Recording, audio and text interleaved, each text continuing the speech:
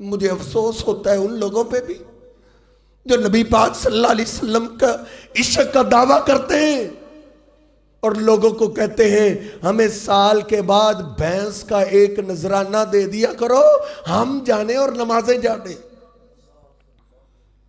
قبرستان میں کئیوں نے ڈیرے لگائے ہوئے کہتے ہیں ہمیں نمازوں کی ضرورت نہیں۔ یار یہ کون سے لوگ آ گئے جن کو نمازوں کی چھٹی مل گئی؟ میرے اور آپ کے محبوب پیغمبر کو تو اللہ نے جہاد کے میدان میں بھی نماز کی چھٹی نہیں دی تھی۔ آپ لڑ رہے ہیں، اور جنگ بھی کوئی گولے بندوقوں والی چھپ کے لڑنے والی نہیں، تلواروں والی جنگ ہے۔ دشمن سے لڑا جا رہے، کسی کا سر پھٹا ہوا، کسی کا بازو کٹا ہوا۔ اس کیفیت کے اندر عصر کی نماز کا ٹائم ہو گیا۔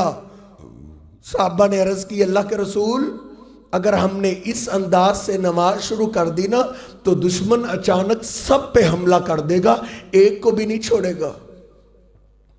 دیکھ کتنا حساس مسئلہ ہے، تو اپنا جہاد کا میدان، وہ کھیلوں کا میدان نہیں چھوڑ سکتا، تو تاش کا اڈا نہیں چھوڑ سکتا، تیری بھی تو محبت ہے نا، حقے کی مجلس ہی نہیں چھوڑ سکتا۔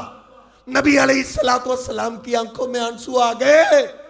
آپ نے فرمایا نہیں میرے صحابہ، نماز کی مجھے میرے رب نے معافی نہیں دی، تم ایسے کرو 2 جماعتیں بنا لو، ایک جماعت دشمن کے سامنے رہے، ایک کو میں نماز پڑھا دیتا ہوں، یہ نماز پڑھ کے چلے جائیں، پھر دوسری جماعت آ جائے ان کو میں نماز پڑھا دوں گا۔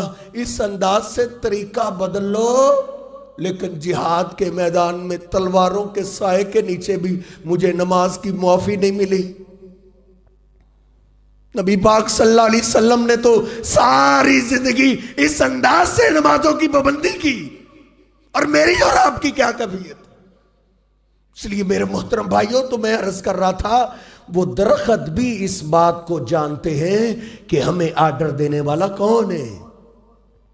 درخت بھی میرے پیغمبر کو پہچانتے تھے۔